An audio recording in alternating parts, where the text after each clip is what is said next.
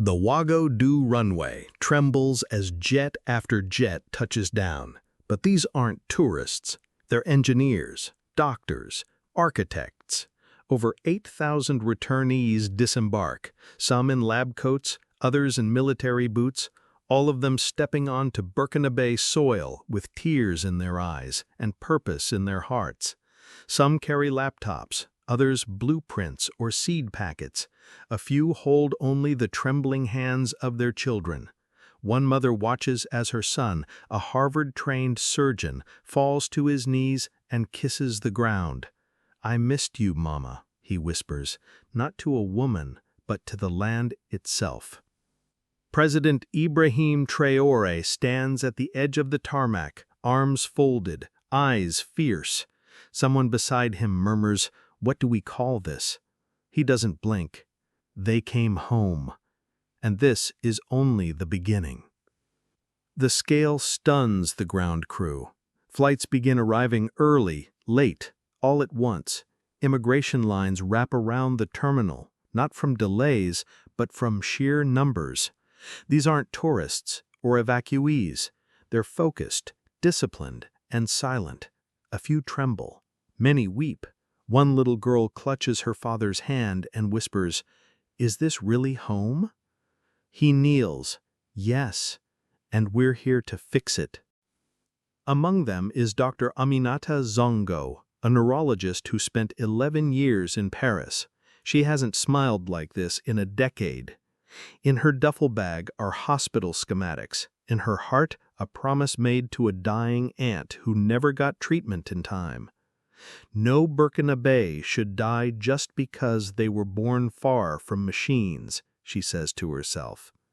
Nearby, Ibrahim Kafando closes his laptop after remotely diagnosing a glitch in the airport's network.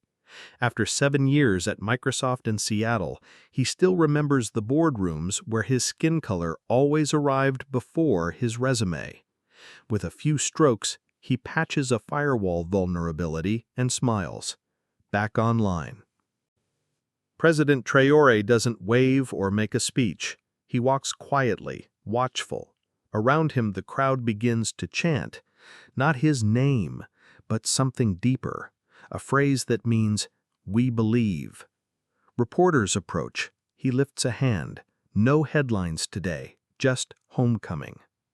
Young soldiers and medical volunteers organize the arrivals.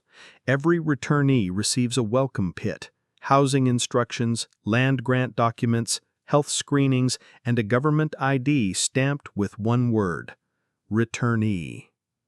In the West, they were immigrants, refugees, foreigners. Here, they are architects of rebirth.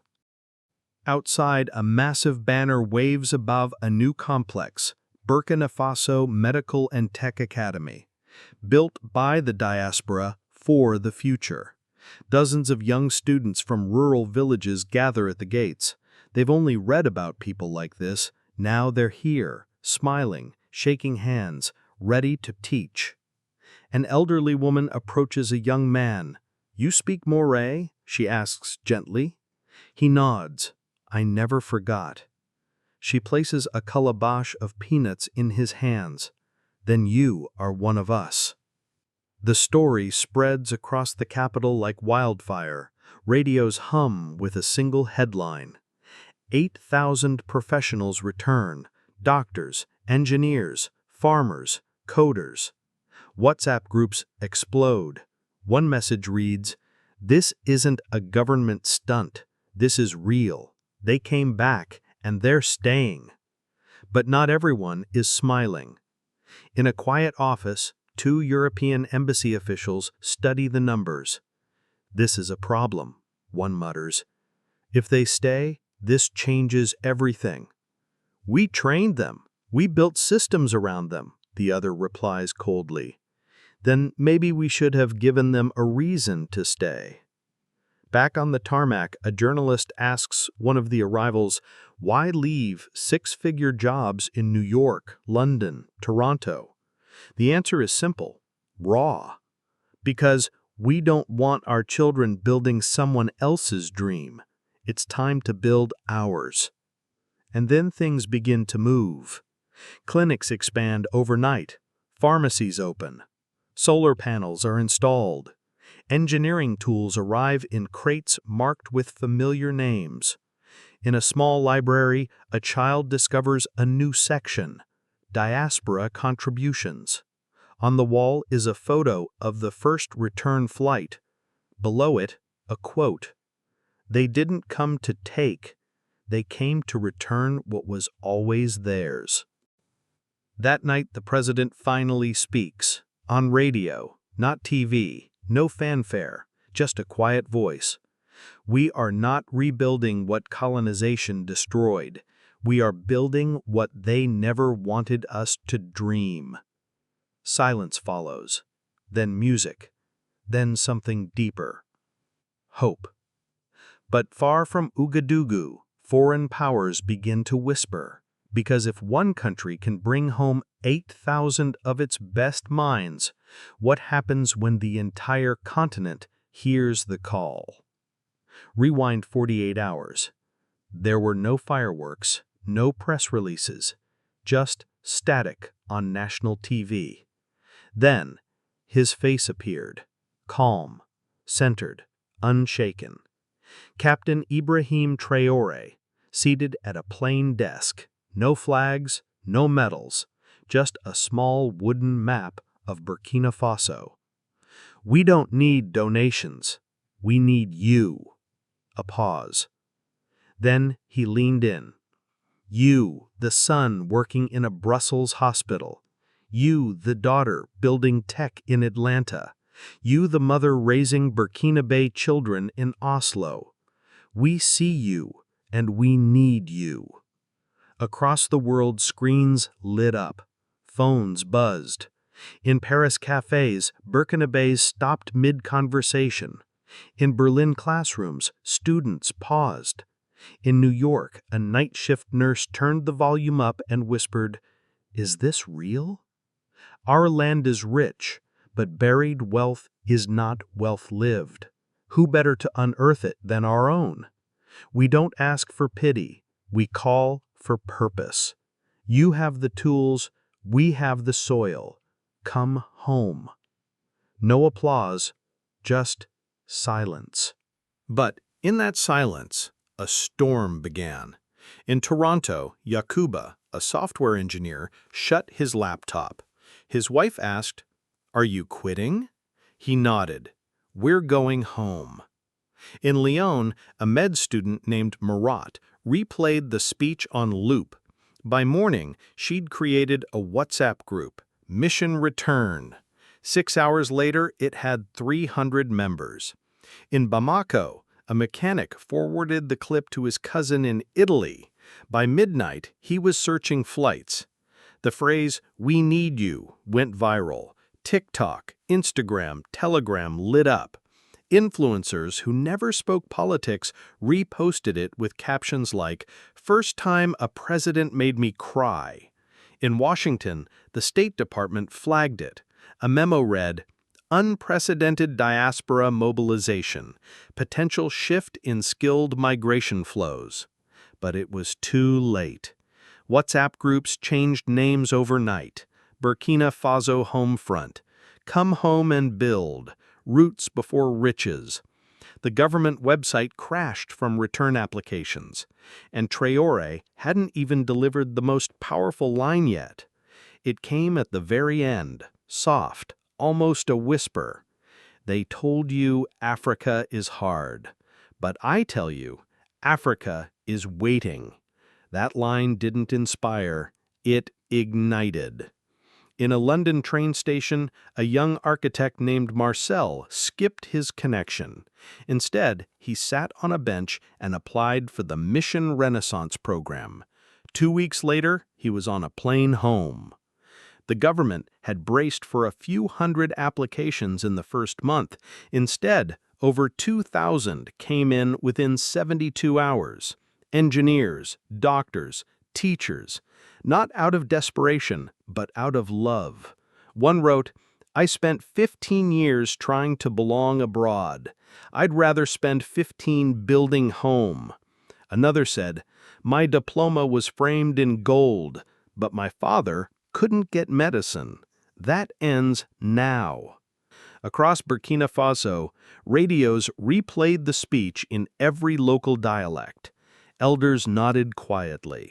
One murmured, "I never thought I'd see the day when the dream wasn't to leave, but to come back."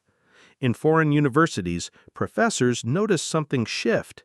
Bright African students stopped asking how to stay and started asking how to go home. Not everyone was pleased. At a Brussels roundtable, one policy analyst warned, "If this grows, it will destabilize our labor sectors."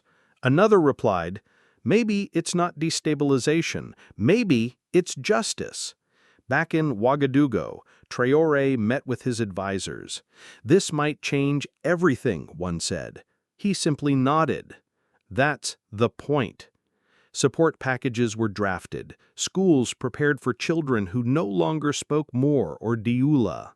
Hospitals received hiring priority lists. A national map was redrawn, not with borders, but with opportunity zones.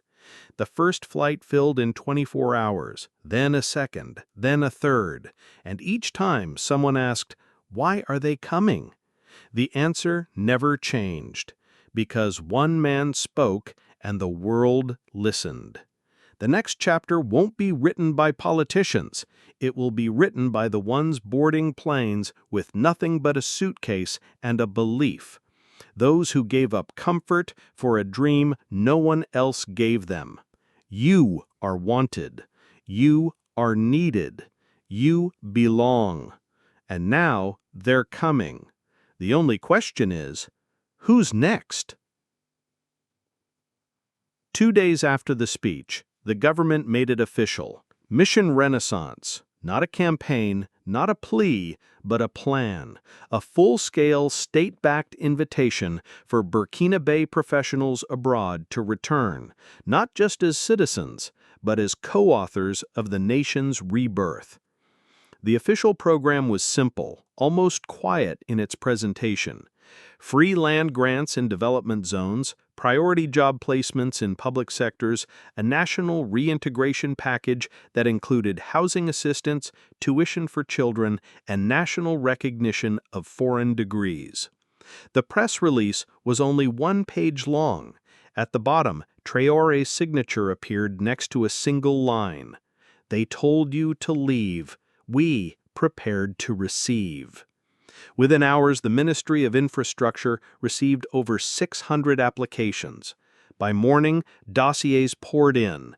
Doctors, engineers, IT experts, soil scientists, even former military officers. Some had been gone for 30 years.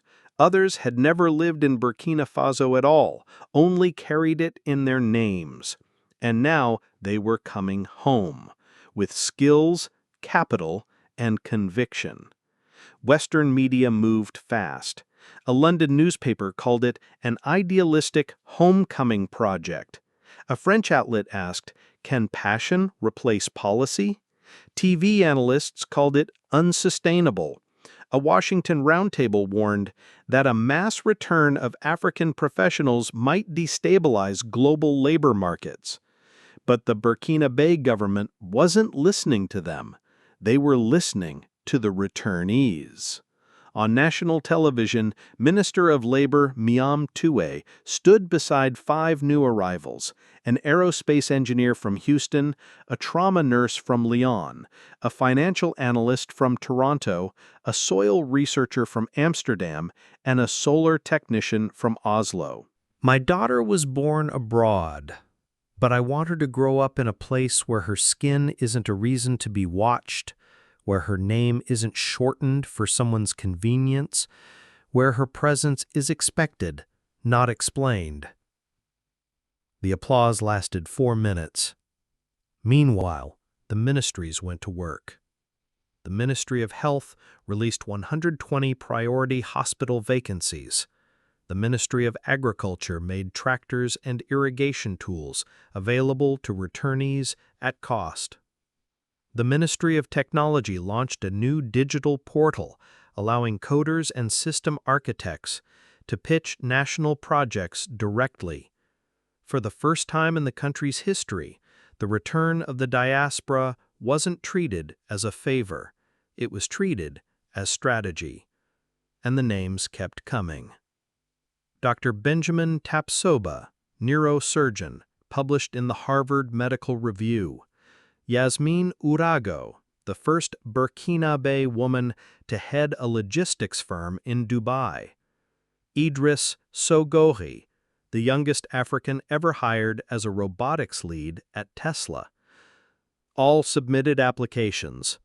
When asked why they were leaving six-figure salaries, many gave the same answer: because no job abroad will ever mean more than building something that lasts at home. Inside government halls, there were concerns. Would this strain public resources? Would locals see the returnees as outsiders? But what happened next surprised everyone. Villages organized welcome meals. Communities offered land near schools. Imams and priests gave blessings. One elderly farmer handed his shovel to a young agronomist just back from Sweden. "My hands are tired. Yours are just beginning." Soon, other African nations took notice. News reports from Mali and Togo showed early copycat efforts. WhatsApp groups with names like Ghana Rebuild and Return to Nairobi appeared overnight. A Nigerian journalist tweeted, "What Traoré is doing isn't just for Burkina Faso, it's for all of us." But criticism persisted. An EU development consultant wrote, "Burkina Faso cannot absorb this many professionals without creating imbalance." Traoré responded calmly during a radio interview, "We're not absorbing them. We're returning them to where they were always needed." The camera cut to a village classroom, children watching doctors teach for the first time. No one spoke, no one laughed, because something that once seemed impossible was happening. Africa's best minds were not leaving, they were coming back. And now, with the systems engaged and the movement growing, the question wasn't whether the return was real, it was whether the world was ready for what a united, educated, and empowered Africa might build. Aminata Zongo had it all. Top neurosurgeon at Paris's Opal Pitié Salpêtrière Hospital. Fluent in French, German, and English, trained at Sorbonne. Her office overlooked the sign, adorned with awards, framed degrees, and a gold nameplate.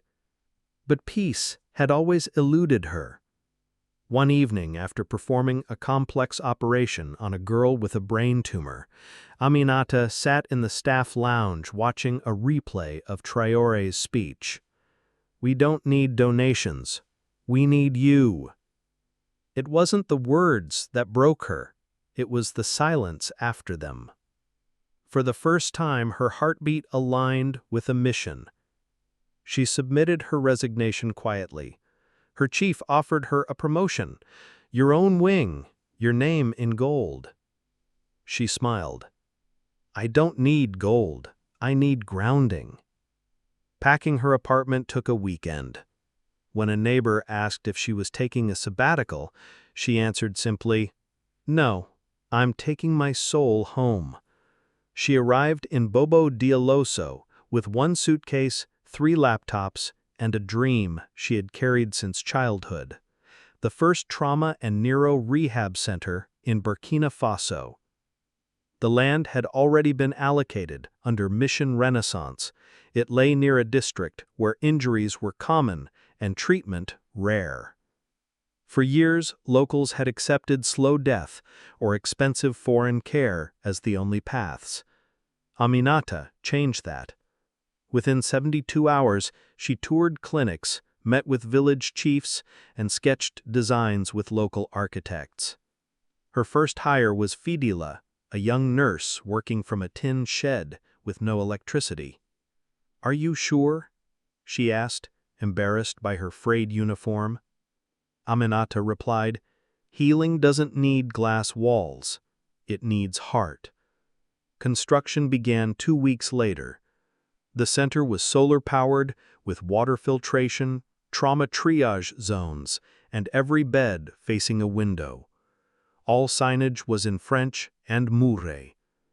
Donations came, but only from Burkinabè citizens.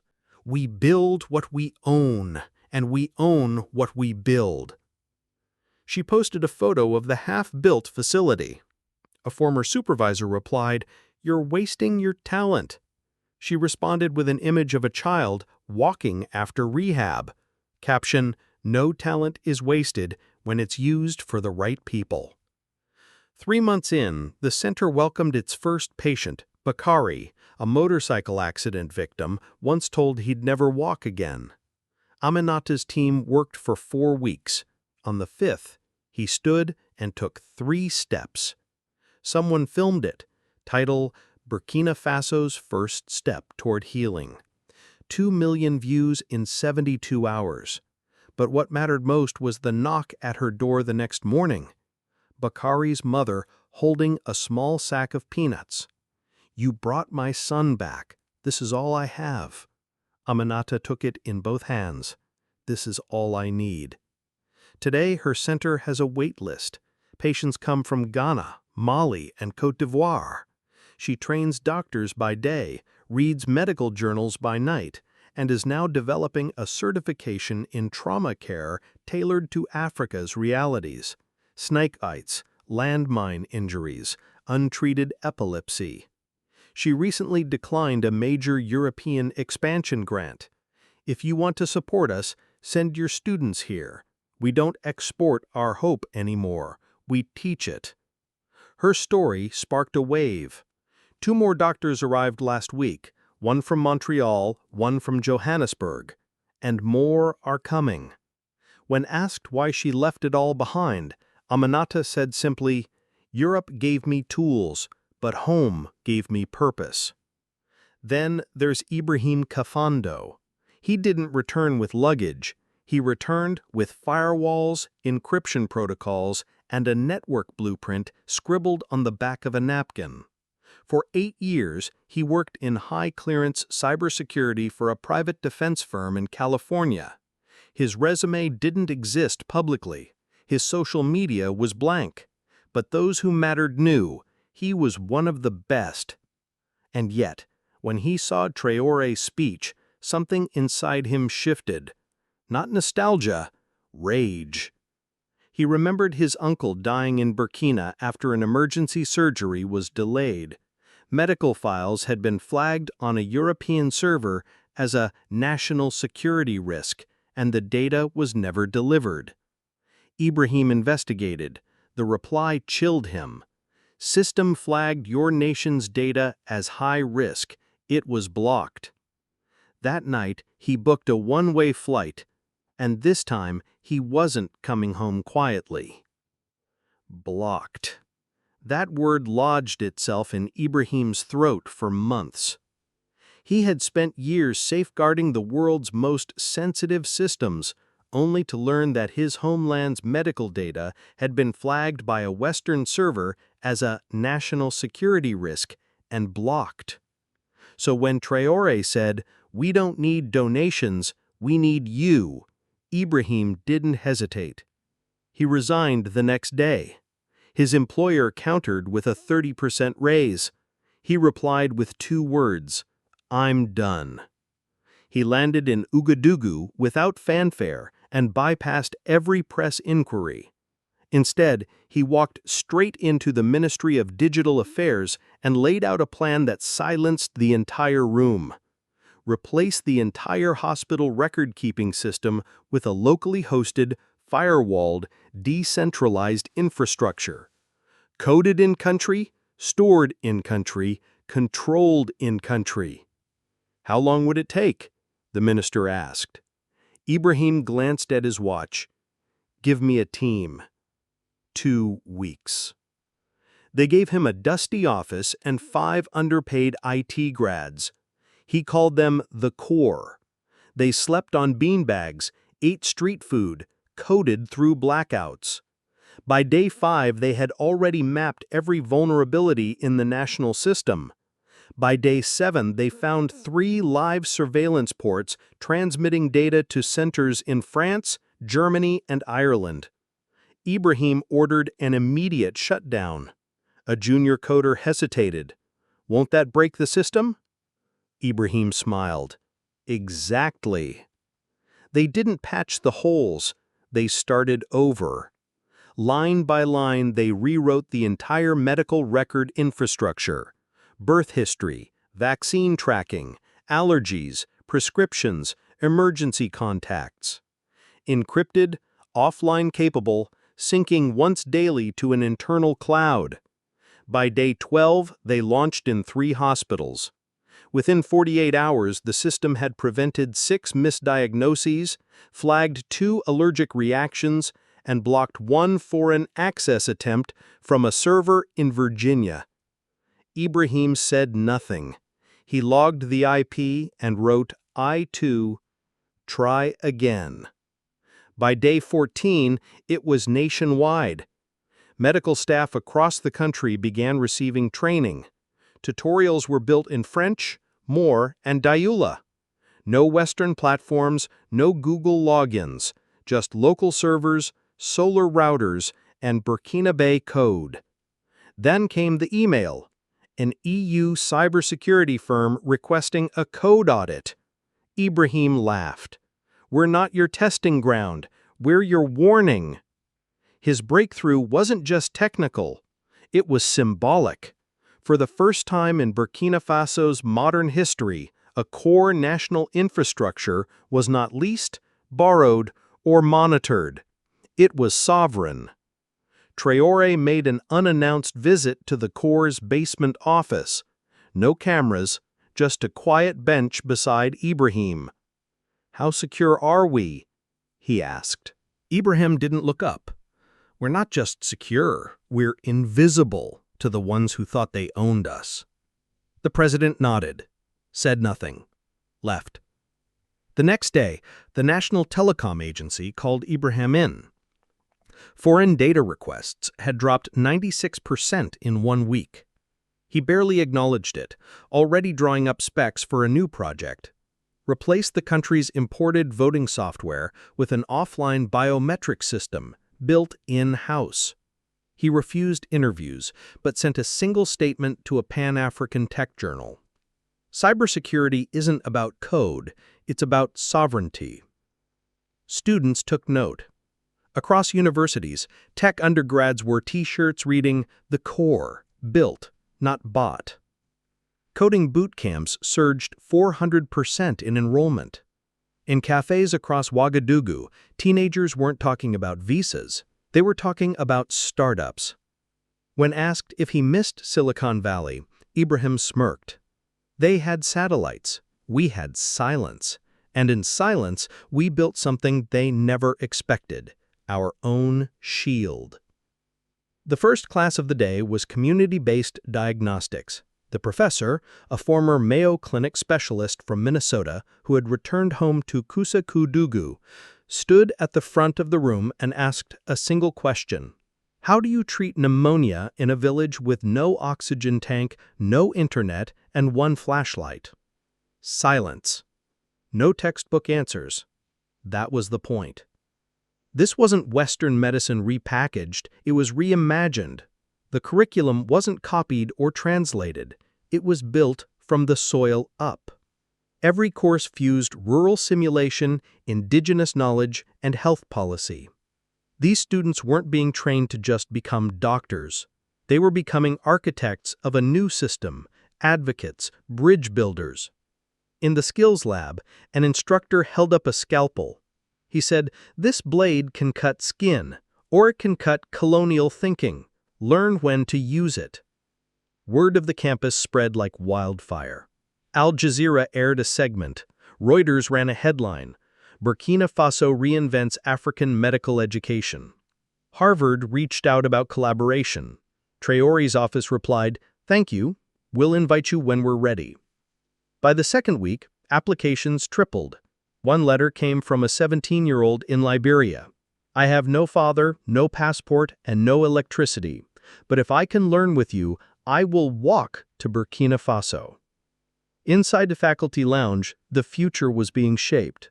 Departments were being planned for infectious disease, mental health, maternal care, emergency response. A Nigerian professor suggested launching mobile clinics in border zones where no aid worker dared go. Dr. Zongo nodded. "Let them laugh at our labs, let them mock our tools, but let them explain why our patients now live longer than theirs." That night, the dorms buzzed. No parties, just purpose. Study groups formed in 3 languages. A boy from Ouagadougou helped a girl from Accra translate case notes. Laptops were passed around, so were stories. In one bunk, a girl whispered, "Do you think we'll make it?" Her roommate replied, "We already did. We're here." Because this wasn't just a first day of school. It was the first day of a continent refusing to ask permission to heal itself. The silence started across the Atlantic. In policy offices from Brussels to Washington, analysts stared at numbers that didn't compute. Over 8,000 African professionals had returned to Burkina Faso in just 2 months. Not as refugees, not as aid workers, as sovereign citizens. At a U.S. health policy roundtable, one chart showed rising resignations among African-born physicians in Chicago, Philadelphia, Los Angeles. The top banner read, "Reverse brain drain threatens domestic healthcare resilience." A stunned official muttered, "We trained them, we invested, now they're leaving." Another corrected, "No, they're going home." By Friday, an urgent cable left the U.S. Embassy in Ouagadougou requesting a high-level meeting with President Traoré to discuss talent cooperation. Translation: stop encouraging the exodus. Traoré didn't reply right away. Instead, he walked the halls of the medical campus. Students were packing a solar-powered truck for their rotation up north. A girl looked up and saluted. "We're ready, Captain." He smiled. The next morning, the response came. Not privately, but publicly. Just one sentence. "You had done for 30 years. Let us have them for 1 generation." And with that, embassies fell quiet. A European newspaper ran an editorial. "Is Africa draining us now?" TV hosts warned about the risks of emotional politics. No one mentioned the microaggressions, the glass ceilings, the talented Africans passed over again and again. But in Burkina Faso, nobody cared. The trauma center in Bobo-Dioulasso hired 6 more returnees. The tech campus graduated its first class. A new biochem lab opened in Ouagadougou. The National Health Registry, coded entirely by Ibrahim Kafando's team, now offered real-time data more accurate than any system in West Africa. Investigators followed the money. It wasn't foreign aid, it came from Uber drivers in Paris, nurses in Toronto, accountants in Atlanta. Diaspora WhatsApp groups pooling micro-donations. No loans, no strings, just love. In a European Development Bank meeting, one advisor finally asked the terrifying question, what happens if other African countries follow? The fear turned real. A leaked memo outlined counter-strategies: retain professionals with bonuses, rebrand aid as partnership, launch PR campaigns. Too late. In Nairobi, a Burkinabè tech expert introduced a blockchain voting system. In Dar es Salaam, engineers returned to begin a geothermal project in Burkina's southeast. In Baltimore, a renowned surgeon resigned. "I'm going where my hands matter more than my skin." Traoré answered with a speech at the National Assembly.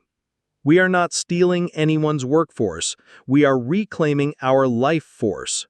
You do not get to profit from our pain forever. For 30 years, you told our best to leave. Now we are telling them to come home, and they are listening." Applause shook the chamber. Outside, youth replayed the clip on radios and phones. One tweet trended globally. "He didn't beg, he told the truth." Washington sent another cable. This time, it wasn't a request, it was a warning. Be advised, the Burkina model is spreading. And that was the point. Traoré didn't want praise, or pity, or permission. He wanted the return. And now that it had begun, no think tank, no press column, no sanction threat could stop it. And behind it all, quietly leading research on campus, was Dr. Yousef Dio, age 36. Born in Ouagadougou, raised in Texas after his father won a teaching fellowship. MIT PhD, 10 years developing diagnostic tools for elite U.S. hospitals. And now, he was back. Not because he'd been pushed out, because he'd chosen to come home. He had a green card, a tenured track at Stanford, and equity in a Silicon Valley medtech startup. But when President Traoré spoke, "You are our seeds scattered across the world. Now is the season to return," he didn't hesitate. No press, no investors, just 2 suitcases, one packed with prototype parts, the other with belief. Dr. Yousef Dio touched down in Ouagadougou and submitted a proposal within days. His vision wasn't new hospitals or foreign clinics. It was to empower rural outposts to detect illness before it turned fatal. He built a backpack-sized diagnostic tool powered by solar cells. Inside, a thermal scanner, a blood analysis chip, and a speech-guided AI fluent in 4 local languages. No internet, no technicians, just one operator and a heartbeat. The Ministry of Health was skeptical. Traoré wasn't. Test it. Let the land decide. Youth and a small team drove 7 hours to Zangongo, a village without roads, electricity, or a doctor, just one exhausted midwife. As the sun fell, a woman rushed toward them, her baby limp in her arms. He'd stopped crying hours ago. The midwife suspected a bacterial infection, but had no way to confirm it, no lab, no ambulance, just silence. Yousef opened his pack, laid the infant on a mat, attached a blood sensor to his heel. The AI spoke in a calm, clear tone. Infection detected. Neonatal sepsis likely. Recommend immediate antibiotic administration. The midwife burst into tears. She grabbed a vial of ampicillin from her bag and injected it. An hour later, the baby stirred. 6 hours later, he was nursing. By morning, the mother returned to Yousef, eyes swollen, voice trembling. "I named him Renaissance because where there was only waiting, you brought life." Word spread fast. Within a week, Yousef's device had reached 5 more villages. It caught what others couldn't: malaria in early stages, silent pneumonia, hidden anemia in pregnant women. It gave answers in minutes, not days. In a country where unexplained deaths were once called fate, people were gaining knowledge, and with knowledge, power. The ministry authorized immediate production. Within 3 weeks, Yousef's Ouagadougou lab was building 30 devices a day. Diaspora engineers returned to join him. AI coders expanded the software to recognize new symptoms, new dialects, and even danger signals like fainting or maternal hemorrhage. Urban hospitals took notice. A tool designed for forgotten villages was outperforming imported Western hardware. One day Traoré arrived unannounced. He walked the lab floor quietly, watching students solder circuits, calibrate sensors. He asked Yousef, "Why make it this simple?" Yousef replied, "Because I remember waiting for help that never came." Traoré nodded. Now they don't have to. Foreign media didn't know what to do with the story. One London blog called it a surprising innovation from an unlikely place. A European medical journal questioned its accuracy without Western oversight, but Yousef didn't flinch. He began training local youth, high school grads, not engineers. He rewrote the manual at a 6th grade level. This is not for experts, it's for the villages the world forgot. Within 2 months, the first class of rural health tech operators graduated. They returned to their communities not as aides, but as lifelines. In a remote eastern village, a naming ceremony was held for their first healthy newborn in 6 years. They sent youth a video of a sleeping baby swaddled in woven cloth under a neem tree. The caption read, "Because you built a machine that mattered." When a reporter asked what he missed most about the U.S., Youth replied, "They had machines that filled rooms. I built one that fits in a bag, but here, it saves lives. That's what matters." They named it Sura, the path, and Duyula. But it wasn't just about the device. The National Tech Campus had transformed. In the cafeteria, you didn't hear one language, you heard 10.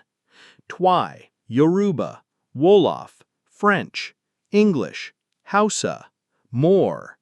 3 kinds of slang and laughter, lots of it. Students arrived not only from Burkina Faso, but from Ghana, Nigeria, Mali, Togo, Benin, even Sudan. Some had degrees, others only passion. All came to learn from those who had returned, not just in name, but in mission. Developers, robotics specialists, encryption architects, people who'd left Silicon Valley and Zurich to rebuild from the ground up with nothing but soldering kits, belief, and freedom. There were no assigned tables, no ranks, just energy. A girl from Ara discussed water purification algorithms with a data scientist from Lagos. A Burkinabè tech explained solar storage to a Malian agro-engineer. Nobody cared about diplomas, only solutions. One student holding a laptop covered in hand-drawn circuits said, "This isn't a Burkinabè movement, it's African." The phrase spread like fire. It showed up on hoodies, walls, laptop stickers, and in red paint above the lab doors. Not just Burkinabè, African. Global media scrambled to catch up. CNN called it the West African Tech Renaissance. Al Jazeera dubbed it Pan-African Innovation 2.0. But it was a French anchor who captured it best, live, almost accidentally. This feels like a second independence. That clip went viral. At the next campus town hall, students applauded as it played. A girl from Lagos stood up and yelled, "Did they think we'd wait forever to be free again?" The crowd erupted. The buildings were plain, the budget local, but the curriculum revolutionary. Built by returnees, it tackled the continent's actual pain points: energy gaps, supply chain failures, land theft, digital systems broken. Every course required a real-world project, implemented in the field.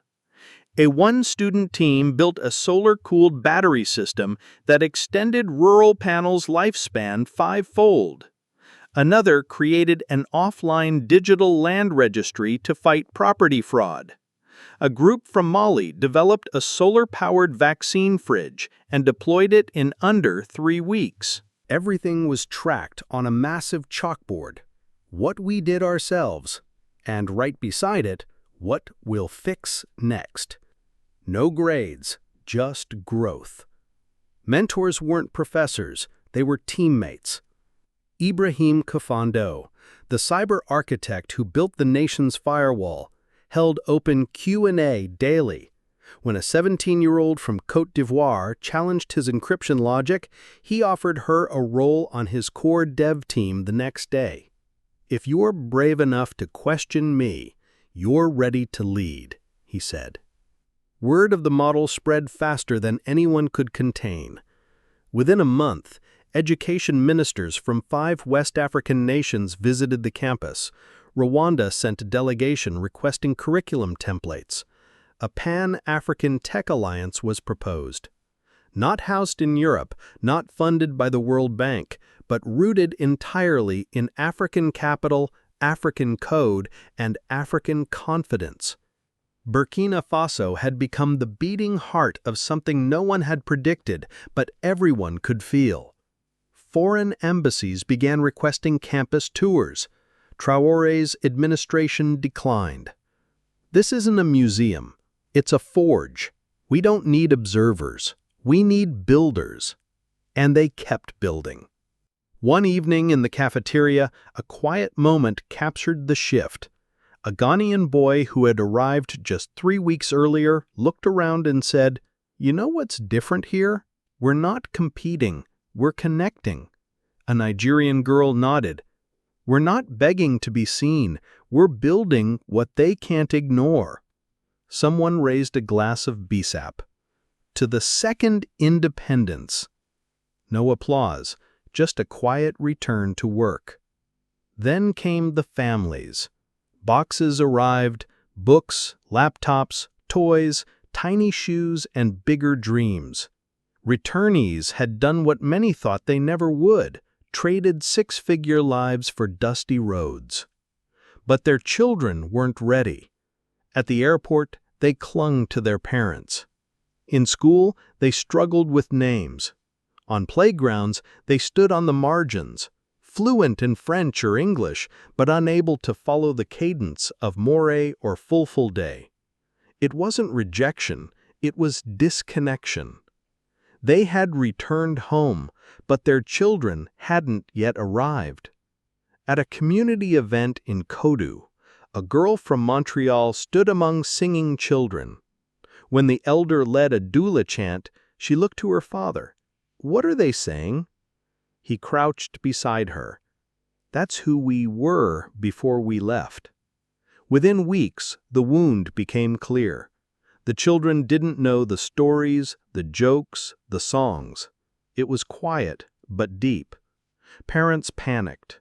They had brought their children to roots they couldn't recognize. The elders stepped in. No funding, no orders, just village grandmothers, retired teachers, and musicians creating cultural reconnection camps.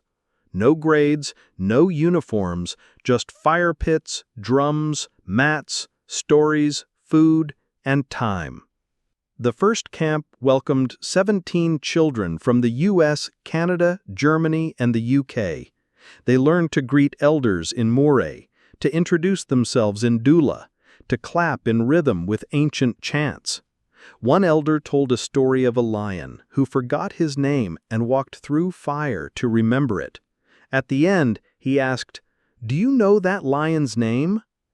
A boy whispered, "Bursina?" The elder smiled. "Exactly." In another camp, a girl from Atlanta learned to carry water on her head and sing lullabies her great-grandmother once knew. At home, she asked, "Did we ever live in a village?" Her mother's eyes filled. "We did. You just didn't get to grow up there." Language became the bridge. One camp used wooden blocks to teach Moré alphabets. Another turned proverbs into games.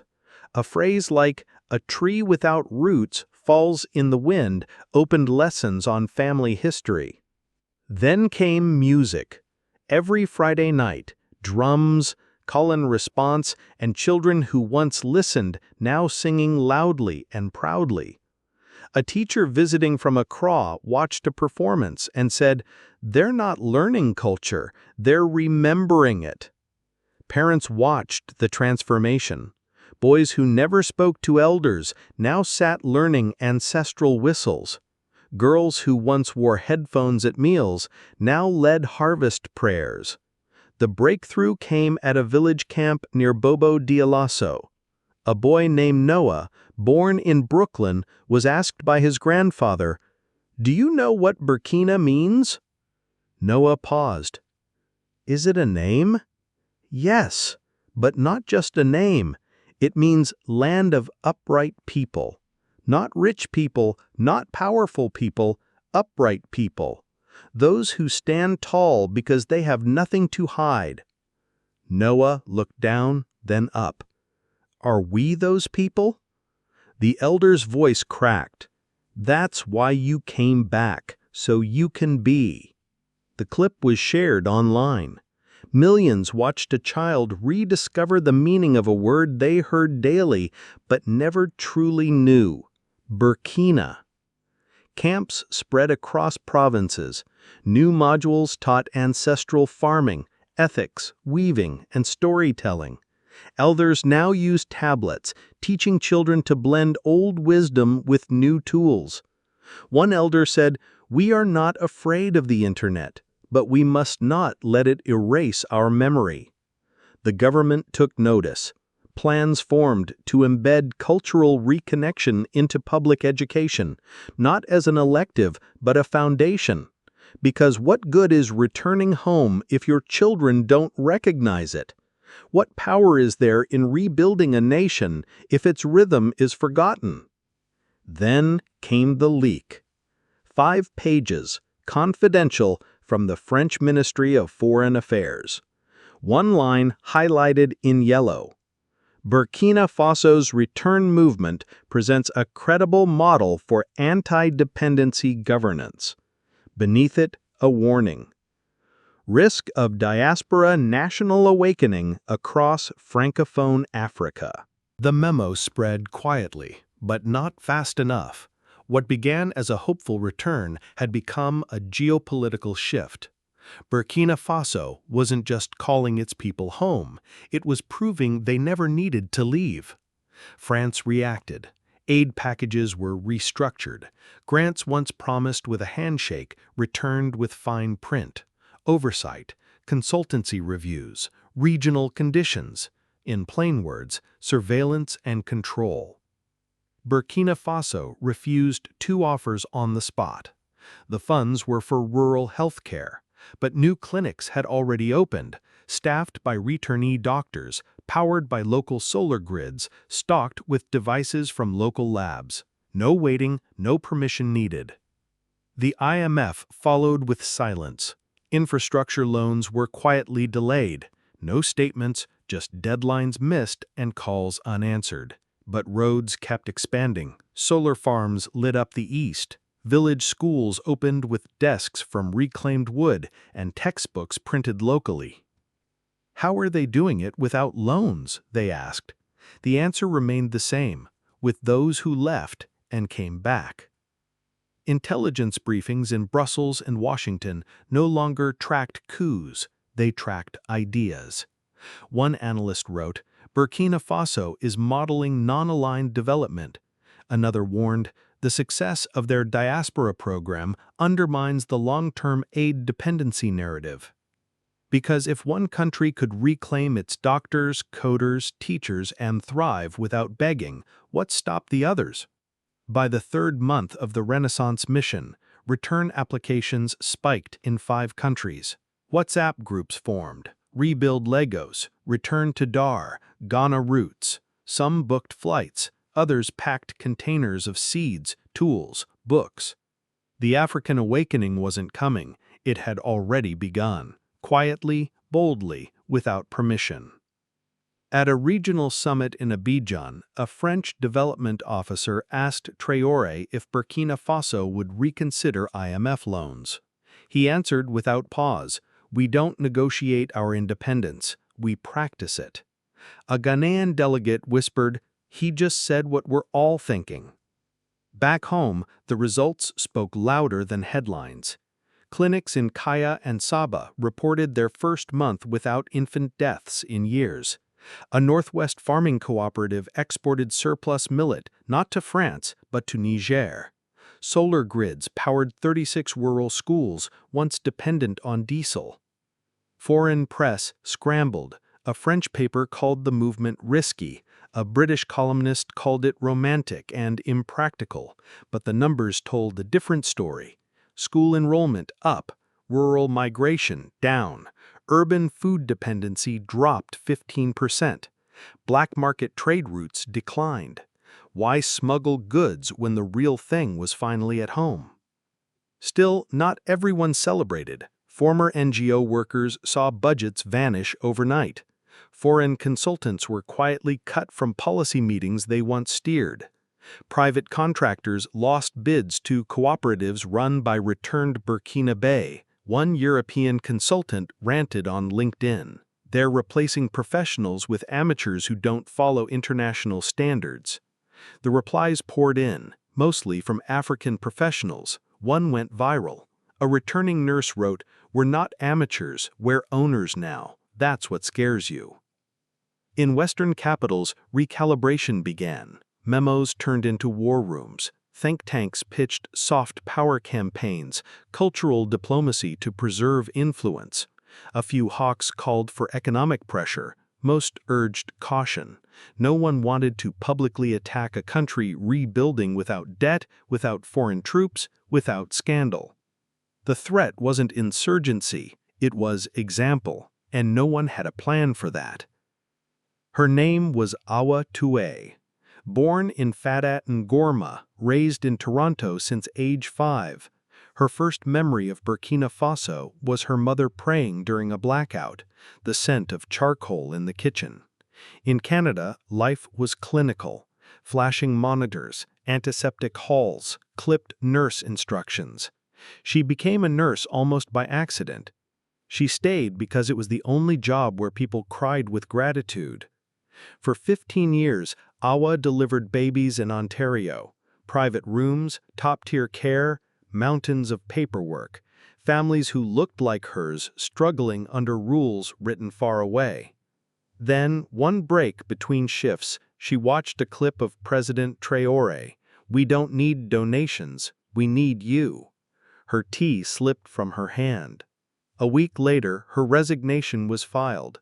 "You're going to a place without incubators," her colleague asked. "Where's the logic?" She whispered, "Where's the heart?" When she landed in Fada Ngorma, her childhood town had shrunk. The roads were dustier, the houses smaller. But the eyes of the women in the market, proud, weathered, strong, hadn't changed. She asked to visit the maternity clinic. There wasn't one. The last one had shut down 5 years ago when international funding dried up. Before that, it was a school. Now it was a skeleton. Broken windows, rusted gates. But Awa saw blueprints. She used her savings. A small grant came from a diaspora health co-op. Returnee doctors sent donated beds from Ouagadougou. Ceilings were repaired, solar panels installed, rust was scraped, and hope was poured in. 8 weeks later, the province's first community-run maternity clinic opened its doors. No ribbon, no speeches, just a sign. Here we deliver the future. 2 nights later, a woman named Halimutu arrived in labor, 15 hours in. Her husband had driven her on a motorcycle. Awa had just mopped the floors. She washed her hands and got to work. The baby was breech, the mother dehydrated. With nothing but makeshift tools and 2 student midwives she had trained the week before, Awa delivered a crying baby into the night. They named her Awa. By month 3, 72 births, 0 fatalities. By month 5, a prenatal nutrition station, postpartum counseling, a mobile vaccination unit. Mortality rates fell so fast officials thought it was a clerical error. It wasn't. Women walked miles to the clinic. Men volunteered to dig wells nearby. Teenage mothers came back, not as patients, but interns. Then came the unexpected. The health minister arrived, unannounced.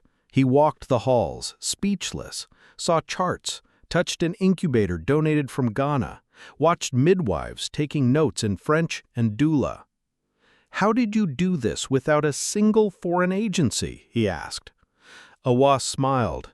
"Because I'm not foreign. I'm from here. I just came back." He sat outside, put his head in his hands, and wept. Later, during a press briefing, he said, "She didn't just return, she rewrote our future." Now, 4 more clinics are being built using Awa's model. She's writing a manual in 3 languages for other returning nurses.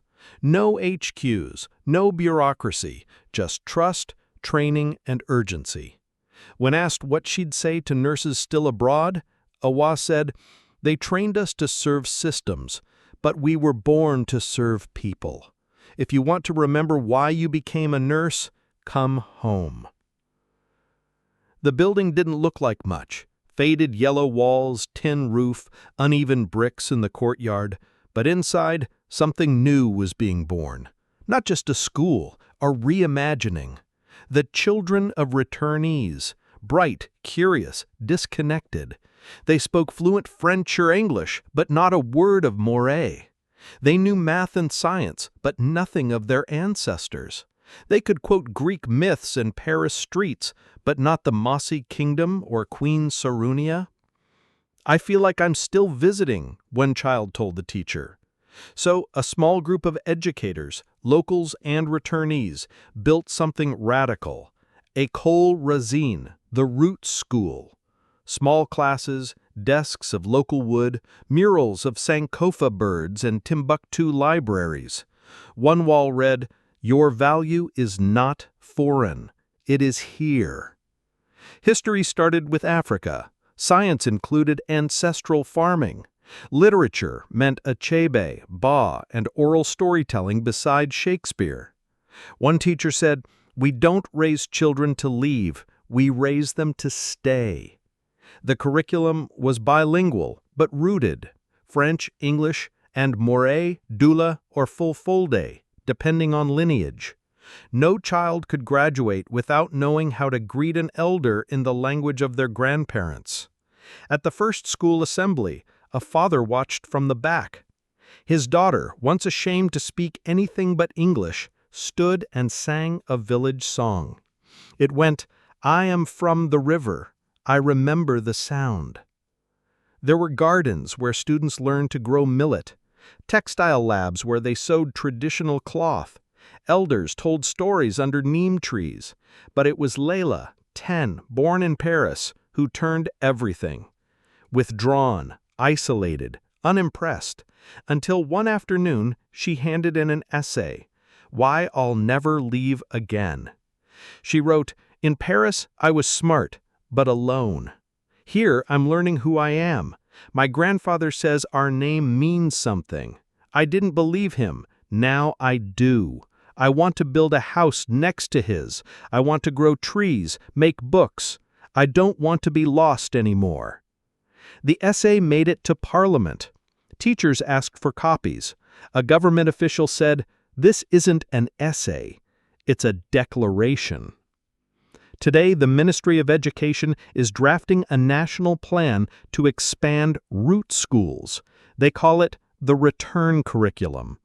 Because speeches can call home the doctors and engineers, but to help their children belong, you need something deeper.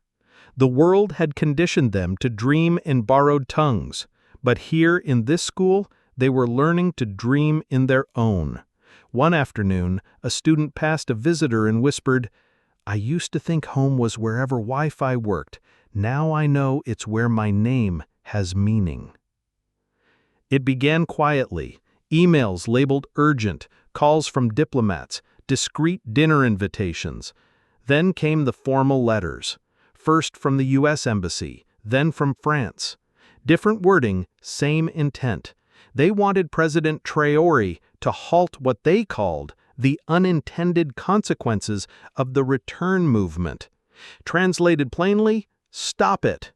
Western hospitals were losing African doctors. Tech firms were losing engineers. Universities were losing professors. And most threatening of all, they were losing control over a generation that no longer saw exile as success.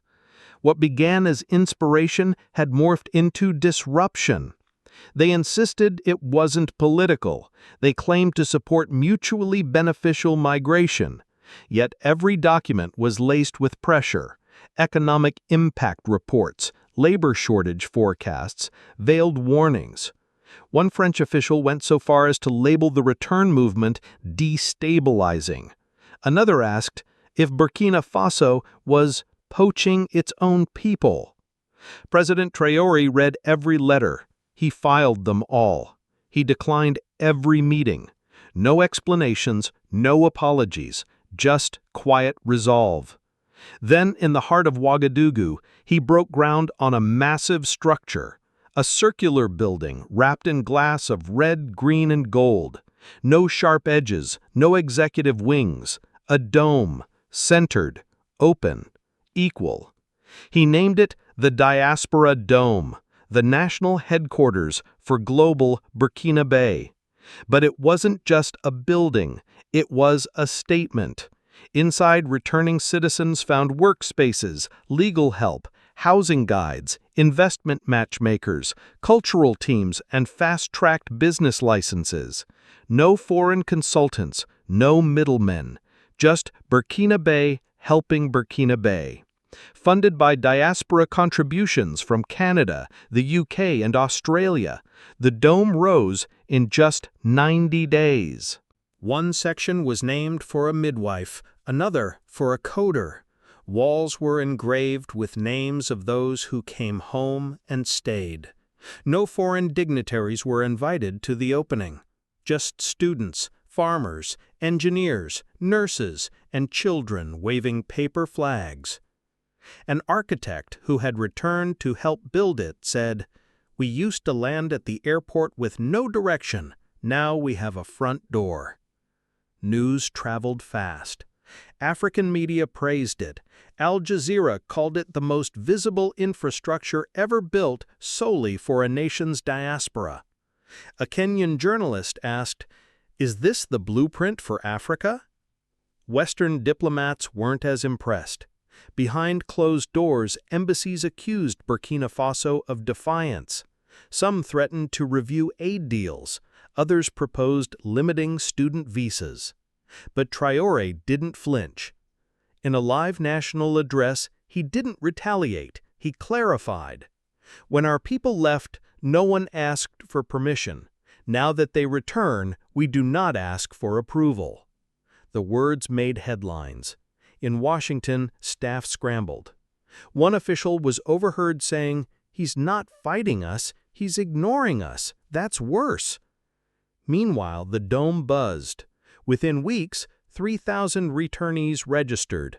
Workshops sprouted. Sustainable agriculture, fintech incubation, trauma healing, cultural storytelling. One night, children born abroad learned their first village dance in the courtyard. A journalist snapped a photo. The caption read, "The children they lost are finding their rhythm again." In Paris, criticism sharpened. Economists called the movement disruptive. One professor said it created a brain-drain reversal loop that could destabilize West Africa. African commentators laughed. A Ghanaian anchor replied, "Since when is healing your nation a crime?" Back in Ouagadougou, the momentum only grew. A retired historian returned from Belgium to write school curriculum on anti-colonial resistance. A robotics engineer flew in from Tokyo to teach AI in village dialects.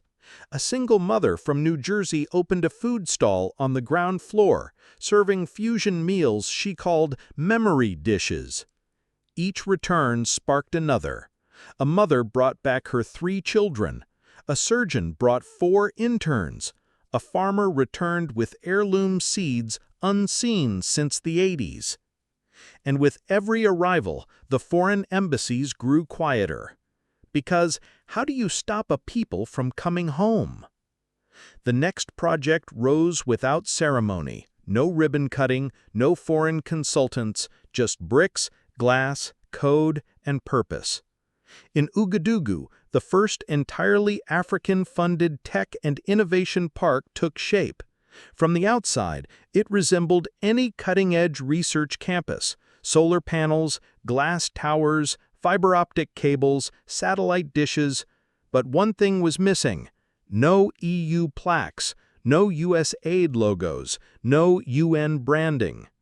Instead, painted boldly above the entrance by a 16-year-old artist from Bobo Dioulasso, were 3 words: "Built by belief." It wasn't a slogan, it was a declaration. Inside, there were no CEOs, just team leads. No dress codes, just purpose. Wi-Fi was free, but entertainment sites were blocked. All access led to building, learning, restoring. Coding labs sat beside agro-analytics units. Healthcare AI shared space with village education platforms. The cafeteria served millet next to vegan wraps. Music shifted from folk to hip-hop to orchestral soundtracks. In one room, developers coded a humidity-based app that sent offline rain alerts to farmers. In another, teenage coders created voice-activated diagnostic tools in Moray and Jula. Nearby, a women's safety app connected to a trauma-trained community response network. A Nigerian programmer flew in to help build an open-source electoral monitoring tool functional even without internet. He said, "This isn't just for Burkina Faso. If this works, we all win." No patents were filed. Every line of code was open source. The only license was respect. People called it the Forge, not for its heat, but for the unbreakable spirit being shaped inside. When asked why no foreign funding was accepted, Issa Zangre, the lead architect and returnee, replied, "Because every flag comes with a fingerprint. We didn't want their hands on this." Foreign media scratched their heads. A BBC columnist asked, "Who's advising them?" The answer was simple: themselves. An American VC firm offered $5 million in exchange for naming rights. The board declined. A French Innovation Council asked for observer status. They didn't get a reply. The response was clear and unwavering. This space is for contributors, not spectators. When the first major prototype was deployed, President Ibrahim Traoré visited the site. He said nothing.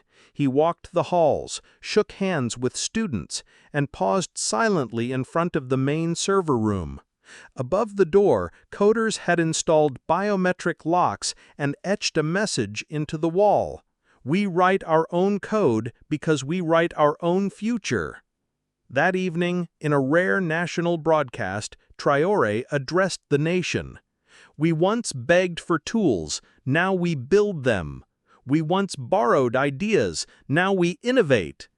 Let them ask how, let them wonder where we found the strength. Tell them it was always here, buried beneath our obedience, and now we are awake." No applause followed, just silence, a powerful, reflective stillness. That night, a photo went viral. 4 young girls sat on the campus floor, laptops open, power cords sprawled across their legs. They were building a disaster response algorithm using only open-source weather data and local alerts. The caption read, "No backup, no blueprint, just belief." Within weeks, delegations from Kenya, Ghana, and Rwanda scheduled visits. Requests for the open-source curriculum flooded in. Diaspora coders began returning. One from Switzerland walked into the center, looked around and said, "This doesn't look like Burkina Faso." A student replied, "That's because you haven't updated your map." Then came the envelope. No seal, no ceremony, just a handwritten message, delivered by hand from a delegation in Ouagadougou. No letterhead, no official sign-off, only these words, written in bold strokes. "When your people return, tell them they're not alone." Signed simply, Ibrahim. That note was handed directly to Ghana's president during a closed-door regional summit. No press, no witnesses, but everyone in the room felt it. Not the weight of the paper, but the weight of the moment. Ghana had been watching. The return movement in Burkina Faso had stirred something deep. In Accra, stories began to surface, Ghanaians abroad sending money home to build houses they'd never live in, attending funerals but never staying. Quiet questions began to circulate. What if they came back? What if we reversed the cycle? Traoré's message wasn't a provocation, it was an invitation. 2 days later, Ghana's Ministry of Information shifted its tone. Campaigns emerged celebrating diaspora success stories. Engagement portals launched. Billboards appeared with a new message: "Come home, build forward." But the real movement began with the people. Ghanaian doctors in London formed a task force to assess trauma center development. Engineers in Alberta hosted a virtual summit to upgrade irrigation in Volta. A nurse in New Jersey posted a photo of her suitcase with the caption, "For good this time." Burkina Faso didn't cheer, it simply watched and welcomed. In Ouagadougou, the diaspora dome added new flags to its wall, not for display, but for solidarity. A small office for regional coordination opened, staffed by volunteers from Nigeria, Guinea, and Togo, returnees themselves. There were no orders, just open hands. When asked in a press briefing if he intended to export the Burkina model, Traoré shook his head. "We didn't create a model, we remembered who we are. If others remember too, we stand with them." And they did. In Bamako, Mali Reconnect released its first campaign, a montage of returnees opening clinics and hugging loved ones. In Togo, agricultural scientists returned to revive ancestral seeds. In Senegal, artists and educators came back from Paris and Berlin, founding schools where rhythm was taught before the alphabet. And then came Benin, quietly, boldly. The government fast-tracked land access for returnees and launched its own pilot project, Return and Route.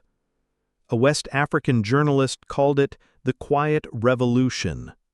No coups, no protests, no fiery speeches, just thousands of minds, thousands of footsteps landing with purpose.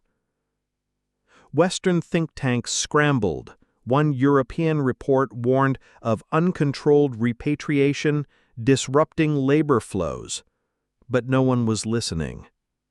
Instead, African media sparked bold debates.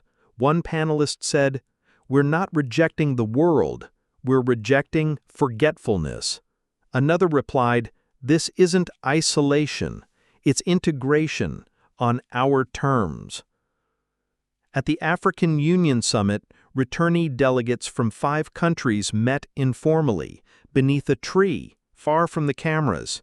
Someone called it the real assembly. No one disagreed. In Accra, a young girl newly returned from Manchester asked her grandfather what belonging meant. He pointed to her feet. "When they feel the ground and stop moving." And they were stopping, not from exhaustion, but from conviction. In a regional radio address, Traoré ended with this: "We do not rise because we resist. We rise because we return. And when return becomes unity, there is no summit we cannot reach." That morning, the courtyard at Burkina Faso's National Research Campus was still and sunlit. Soft shadows stretched across the stones. The air was filled with quiet murmurs, pages turning, and pencils scratching in 3 languages. The flag of Burkina Faso waved gently above students in white coats, boots, and headscarves. President Traoré walked alone, no cameras, no staff, no speech. As he passed the outdoor labs, students didn't stand or salute. They simply looked up and nodded. A quiet respect, earned. At one table, 2 girls mixed herbal compounds, one from Johannesburg, one from Washington, D.C. Different accents, same purpose. Ahead, 3 boys mapped out a wind-powered irrigation system on cardboard. Worn shoes, sharp minds. In the solar wing, coders worked on an app tracking food prices. Nearby, a drone test was underway, designed to deliver medicine to flood zones. Suddenly, from the biology wing, a child's voice rang out. "Captain, we made a cure!" A girl, no more than 12, ran forward, her lab coat too big, goggles fogged. She held up a test tube, bursting with joy. Her team stood behind her, beaming. Traoré paused, looked at her. He didn't need to. They all understood. It wasn't a show. It wasn't symbolism. It was real. The future wasn't coming. It was here, in their hands, in their hearts, in the eyes of a child who believed she could heal something, and did. As he walked on, a voice rose, not aloud, but from within. We left because we had no choice. We returned because someone gave us one. The camera pulled back, past the dome, past the labs and classrooms, across roads lined not with banners, but with books, with seedlings, with tools, with people. The diaspora hadn't come to visit. They had come to stay. And what they built was no longer a dream. It was a structure, rooted in memory, powered by belief, rising with every pair of hands that once felt the cold of foreignness, but now touched the warmth of home. As the screen faded to black, one final line echoed, steady as a heartbeat. This is not the end of the story.